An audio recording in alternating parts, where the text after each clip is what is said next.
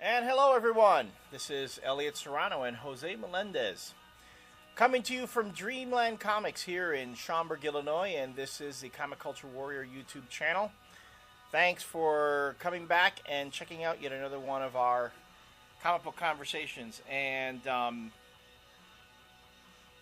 I've noticed I have this tick, lots of ticks, and I will offer a prize to the viewer who can identify all the different ticks that I have noticed that I have. This is one of them. This is one of them, scratching my nose for some reason. But we've got a couple things that we're going to go into this week. A bit's been going on. This is kind of a heavy week in comics, but we're going to go with the rule. There will be absolutely no discussion about Secret Invasion. That's it. From here on out, unless something incredible happens with Secret Invasion, we're just not going to talk about it. That's it. There will be a Secret Invasion moratorium at this point. So chances are you might not hear about Secret Invasion for the rest of the year. Forever. Because it's just... No. Although some interesting Brian Bendis stuff did occur. Did you hear about his debate at the Baltimore Con with Kirkman over his whole video manifesto in Independent Comics? I didn't really. I just skimmed through some stuff, but I just got the gist of it. I don't know the gory details. The whole, basically, Bendis is telling Kirkman that, in theory, he might have some interesting theories about independent comic book creators making a living, just doing their thing, but it is unrealistic, and to expect someone to do their own work independently and suffer through what's going to be some really lean times. They can only sell so many copies at a time. You just cannot expect the average comic creator to do that. Because I guess it's a lot easier to write 6 books a month and phone them all in and make tons of money. Well, but that's the thing too, because Bendis is saying a creator probably would benefit more from working for one of the big companies, as well as doing their own thing, and not doing just the independent stuff that Kirkman's saying. So I don't know. I'm still trying to figure out how I feel about that. I tend to fall a bit on Bendis' side, just for the simple fact that if it were so easy to make a living doing just independent comics, you'd see a lot more independent comic creators out there. Yeah. You disagree? No.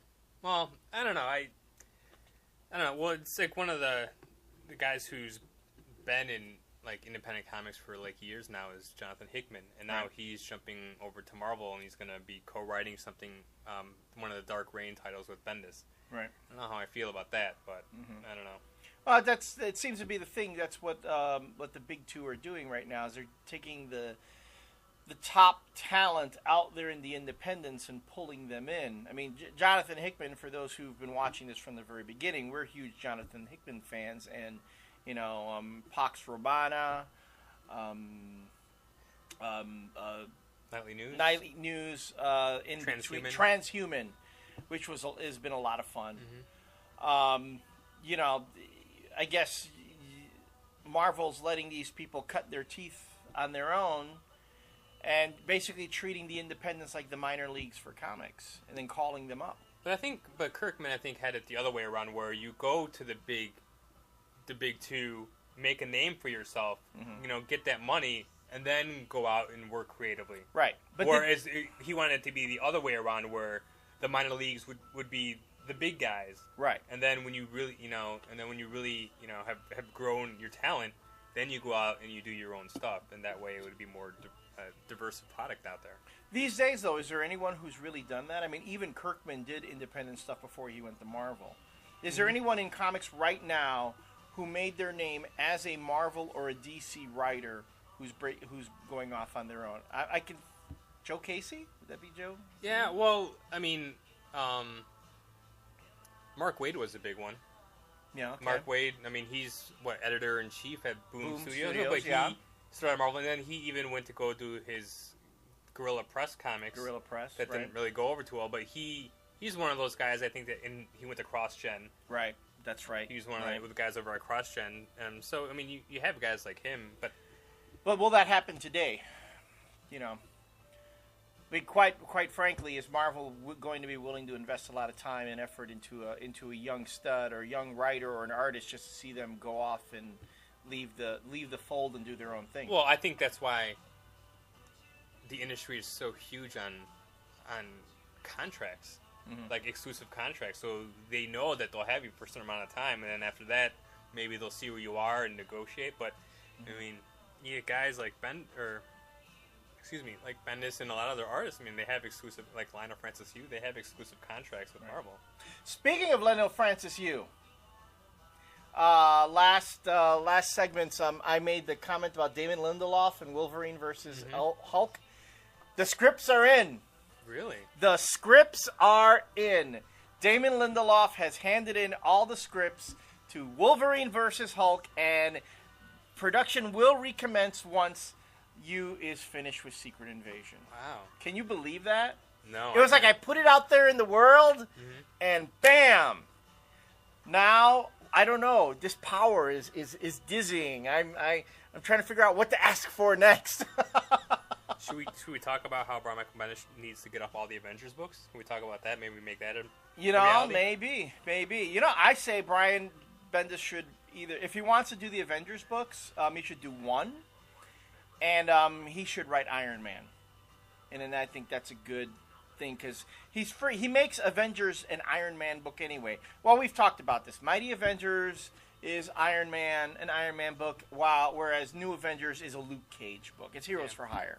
So, but to me, it doesn't matter because the best Iron Man book out there is the Matt Fraction. The Matt Fraction, and that's the only one that really matters. Matt Fraction, and it's such a solid book. I had this really bizarre notion the other day that Matt Fraction should write Avengers too. That would be kind of cool. You know, if Matt Fraction took over, you know, whatever this new. Well, he's gonna be taking over Uncanny by himself. Uncanny X-Men. So that'll be. Okay. I'm interested to see what he's gonna do with a team book. Right.